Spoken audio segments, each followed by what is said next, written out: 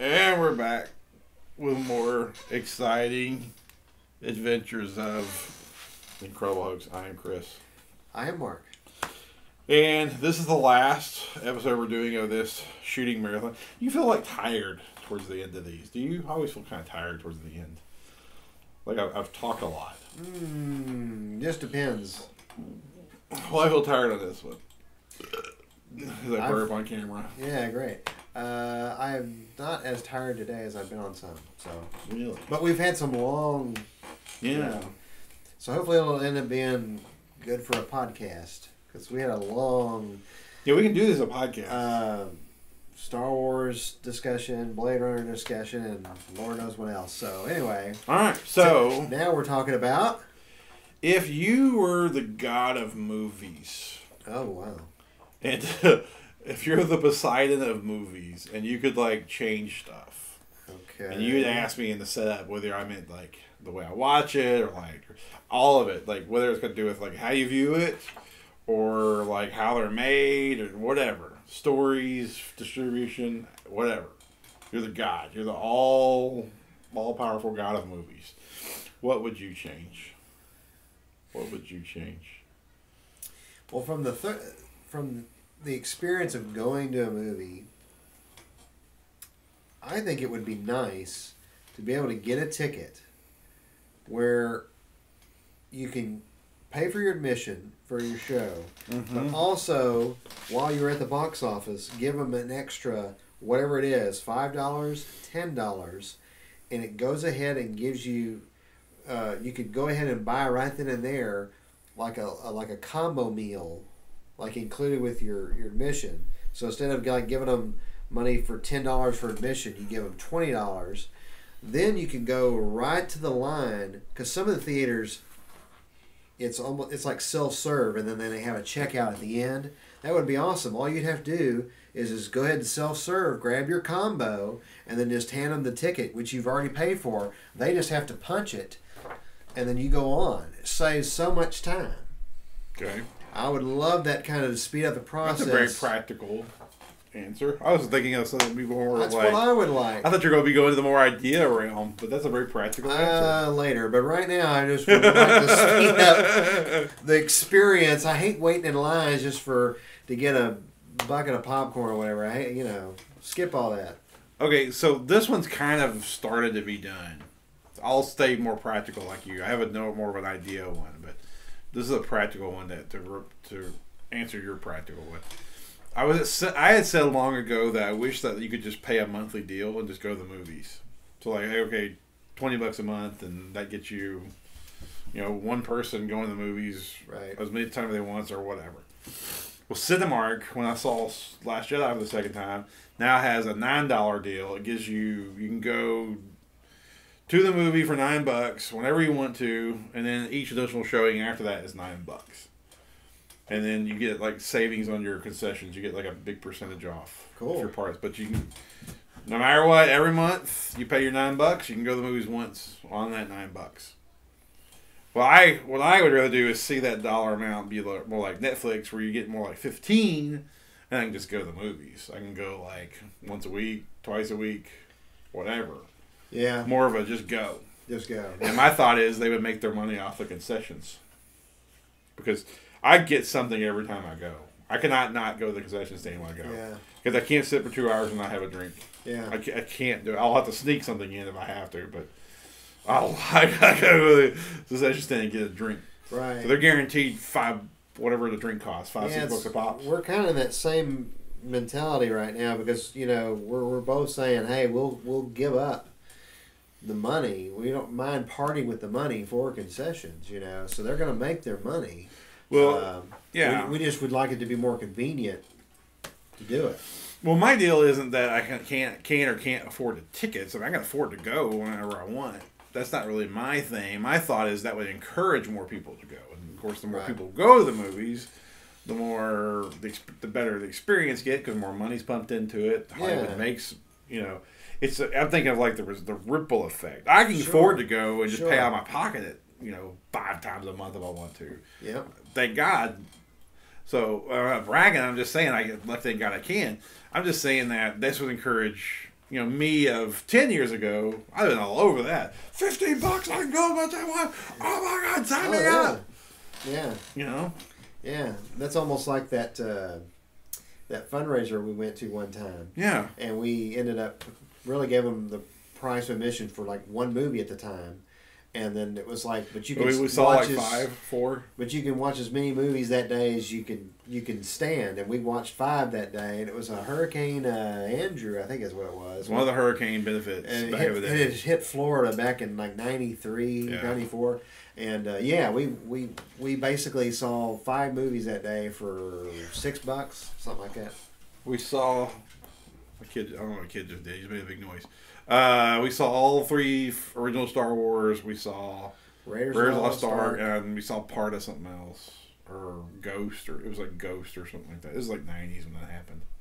It was the 90s when that went down. Yeah, that sounds right. All right, so anyway, that to me, I say that because I think that my kids, they pay $15 a month. They could afford that, and they're all one's a student and one's hourly service industry worker, but he could swing that. He would do that, so that would encourage those people to go. That's my point. Yeah. All right, what do you got? What's your next on your again, God of movies? If we had our way, godlike powers, I would love to force people into some kind of etiquette training or retraining, because I get tired of going to the movies and have people talk during a movie. I was just telling you earlier this evening, going to Star Wars Last Jedi, and this guy talked the whole way through. And I understand people being geeking out and all that, but can you watch a movie with your mouth shut and just enjoy it, and let me enjoy it, and let the moments happen unfettered by someone else commenting or I wonder why they did that, or oh, I didn't see that coming. I don't want to hear any of that commentary. It's like, guys, you're not in your own living room. So I would love to have some kind of forced etiquette training on people of things not to do in the theater, because that's a big event movie. That's like, for a lot of people, especially nowadays, this past year, the box office shows a lot of people are certainly going to the event movies still, the high attendance there. And it's like, when that happens, it really turns you off on the experience. It makes it more of an encouragement to well, screw this, I'll just stream. I like going to the theater. It's a big screen. You want to see it with a bunch of fans who are excited to see it. But, shut up. When the movie comes up, shut up. Right. I think a lot of it's also indicative of the culture that we're in. I mean, where we live, not exactly a big patron of the arts type town. It's a blue collar, working and raising family type town. Austin, Alamo Drafthouse goes to great pains to explain their etiquette, and I've heard stories where they'll jerk your ass out of there if you don't follow the rules. I haven't experienced it, but that's what I've heard. Right. So I think that's a large part of it. But yes, I agree with that. I have no problem with some sort of if there's a fun little short film to begin the movie. Yeah. That kind of shows you, hey, don't be a dick. Right. Something. Literally have to act out. It's like that situation, like I experienced, I guess it's been 2 weeks ago now. The cell phone thing's improving. Knock on wood. The cell phone thing is improving, I've noticed. I see less of that. Yep. That's been less of an issue recently this past year, so that's good. But the talking in theaters has increased so much from where it was 10 years ago. Just every year. I already told you about that story where I went to see the film Riddick, which was the 3rd film in that series. And this couple behind me, and the girlfriend clearly had never seen any of the Riddick movies. And the movie had been on, I think, 6 minutes, and every few seconds she's asking, what's that? Or why is that happening? I had to get up and move. It's like, why would you bring your girlfriend to a 3rd the third film in a franchise, she's going to be lost. It was just, it's not fair to her, but it's not fair to me that she's going to be asking that many questions. Well, I know that I have been more bold to move, especially if it's just me and one other person or just me. One time I went by myself. I went to see the movie Everest. I think I told you this story before. I went to see the movie Everest, and I couldn't wait to see that movie because I'd read all about. By some reason or another, I had read. When I go to lay down and I read my phone, I read a lot of just random stuff. I'll read about serial killers. I'll read about some unsolved crime case. I'll read about politics, history, whatever. Yeah. I read about that incident. So when the movie came out, I was like, oh, cool. I know something about this. I want to see it. So for some reason, I went to the movies by myself. I think Trish and Jude were with her mom. They were like shopping or I don't know, something like that. For some reason, I had this odd window of time I could go by myself. So I went. And literally, it's about to start, and the whole group of old ladies came and sat right behind me. And it's a pretty empty theater, and I thought to myself, nah, I'm not going to give you all the chance. I've been really wanting to see this, and I'm by myself. I just got up. Yeah. And I don't know if they gave me a dirty look. I don't really care. I just went down way away from them, sat by myself, and I had my feet up in the seat in front of me, and my ass just ate Reese's Pieces and drank Coke and watched my movie and enjoyed the shit out of it. So yeah, I wasn't going to allow that to happen, I guess is what I'm saying. But sometimes you get in a situation you can't control it. But Last Jedi, you couldn't control it. Where are you going to go? Where are you going to go? Yeah, where are you going to go? And you're stuck in there with a packed house. And I mean, you're tempted, but you're almost like, I don't know this guy. Do I tap him and say, sir, could you please shut up? Yeah, you never know if he's retarded. You don't know if he's like unstable. And then you don't want to like a situation where then he fires back at you. Fires back, you know, and you don't want that because then you're really in. Then it's a thing. All right. Idea thing that I'll throw out there. Now I don't know how. If I was God, hopefully I'd have the wisdom to make this happen. This is my problem I had with movies and we've expressed this before. Movies are very forgettable now. They're very throwaway and disposable. And I don't know why that is, but when we were kids, we would watch a movie, and then it would come out on VHS, we would rent it, and they'd come out for buy, we'd buy it, and we'd watch it, and we'd rewatch it, and we'd quote it, and our friends would have done the same exact things, and we'd get together, and we would quote the movie, and we'd know the exact same parts, and we'd speculate, and all that is gone from movies. The internet allows for some of that to happen with, speculating and talking and things like that, but do you ever feel driven to buy a movie anymore? Do you feel driven to rewatch a movie much anymore? I never rewatch movies anymore. If I see it once, if I see it at the theater, I'm never really going to watch it at home unless like Jude just wants to watch it or something. Yeah. They've become so disposable, and like I think a big part of it is the story craftsmanship is dying. And this kind of goes to I'm sounding hypocritical after the Blade Runner review. But like the policy of following a 3-act structure. As long as you say it, I was thinking it. No, it's fine. I know. I have no problem pointing out my own hypocrisies. Trust me. I'm sorry. Go ahead. But that movie was about mood. I mean, there is such a place for that. I'm not talking about movies that substitute plot for mood or mood for plot. I'm talking about movies that just fucking happen. And there is no story, and there is no plot structure. It's just a bunch of shit happens, and it's over. And it's like a lot of the comic book movies. It's just they start, and a bunch of shit happens, and it ends. And you're like, well, there's no discernible arc. There's no discernible story structure. There's no clear. Why did that bad guy want to control the world? Like, why did he need to control the world other than just to control the world? Why is it always a big giant thing's going to blow up a major city? And there's a bunch of aliens running around the city, and it's the same shit over and over, so it's completely forgettable. You know? Right. Yeah, I recently saw John Wick Chapter 2. Mm-hmm. And the story, if you look at the story, it's very simple. Mm-hmm.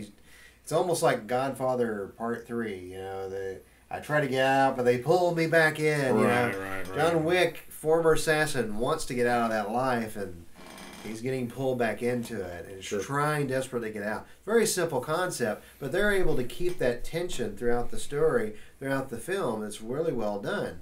But then you contrast that with a Marvel film like Thor 2, whatever was it, Thor 2, Thor the New World, or Doctor Strange. You see once and you're kind of like ho hum, and you really weren't that invested. And it's like stuff happens, and then it kind of resolves itself. You're like, okay, well, John Wick, he's he's still flesh and blood. He's a talented.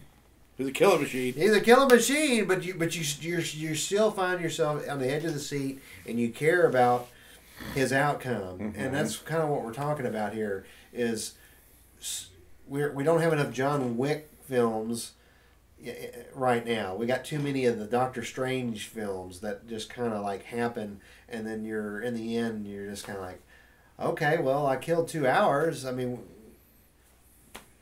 I know what you mean. There's very few movies. It feels like more movies than that just sort of happen.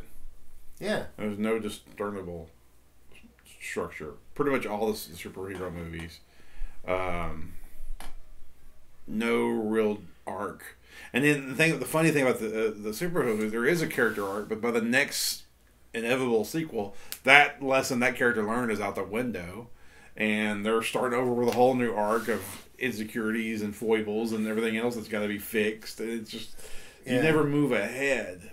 You know, one of the problems I have with the Star Treks that they've done is like, they keep like, well, they're coming together. At some point, I just want to see them together. That was the beauty of the original Star Trek series. They were a team, and you knew all their places in the team, and they worked together. That's right. This constant building shit. It's like origin superhero movies are the worst. Yeah. At some point, you're like, good God, I just want to see them do the thing. Yeah. Stop learning and building to become the thing. That was my problem with Harry Potter. He was always fucking learning to be a great wizard. Just at some point, you just be a great wizard. Yeah. You know. Yeah. Rise to the occasion and do what needs to be done. The new Star Trek reboots do it. The superhero movies do it constantly. There's always like he's training to be, and that is, I'm losing my interest in those type movies. Just be. Stop becoming and be. Yeah. And you don't get that in movies. No. And I think that's the reason why they're so forgettable. I think it's the reason why they all blend together. It's the same plots. They don't have plot structures. No. Anyway. Again, it's somewhat humorous. I'm thinking but I know what you mean. I would like to see films. These meteor films, what we're talking about, it really can just you know how to like build a character and develop it efficiently, but then also get on with the point with your story, you know, and lay that groundwork and do it in an interesting way. Grand Budapest Hotel is a great example of taking you through this story of the Ray Fiennes character, and you go on that journey and you're riveted every second of the way, and it's told in a very unusual but funny and sometimes sad way. And it's you know, we don't have enough of those kind of stories today. Instead, we're stuck in these formulas where it's I saw the new Despicable Me 3 movie, and it was terrible. The first one was I haven't watched it. It was a charming movie, but the third one was like, it's like, well, let's just keep doing that. It's like at some point, enough's enough. You know, you just keep repeating the same story, and it just it becomes a formula, and we've too many movies have followed a formula that we know too well, and you just tune out. Well, okay, in defense of my Blade Runner review versus my plot complaint here. X-Men Apocalypse, whatever the last X-Men was called. I think it's called X-Men Apocalypse. I couldn't tell you anything about that. I just know they fought Apocalypse, and there was like the city was like about to be destroyed, and they saved the city, and he had things coming from another portal dimension. I don't know, some shit. And I couldn't tell you anything about the character arcs. I couldn't tell you anything about that movie other than some shit happened. Now I can tell you very specific things about things that happen in Blade Runner, which, to go with your assessment, was weak on plot. Okay. This has no plot. I can't tell you anything about it, but because the moods and tones and themes of Blade Runner were so strong to me, it is still resonating and connected with me. So it's a different. That's not apples and apples. Right. You know what I mean? Oh yeah. X Apocalypse and Blade Runner 2049 are not to be compared. Yeah. So, the Ryan Gosling character, Kay, goes on a personal journey. There is a kind of a journey of discovery. But I have no idea what Jennifer Lawrence's mystique went through in Apocalypse. I saw it. I have no clue what happened. I don't remember. It's gone. That information's not in my head. I have no idea.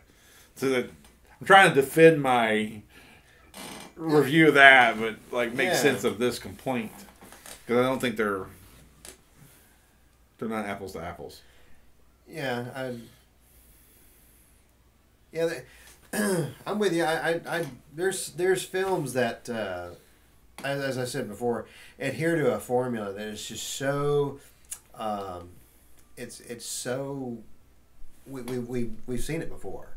Mm-hmm. We just know it too well. And they don't do anything with it. They don't even try to, and that's a problem. That's certainly a problem with the Marvel films. Well, speaking of problems with productions, too. I know how to get out of that one. I feel like we're just going on and on and on. All right. Yeah, that was like that's funny. I was like, I'm agreeing.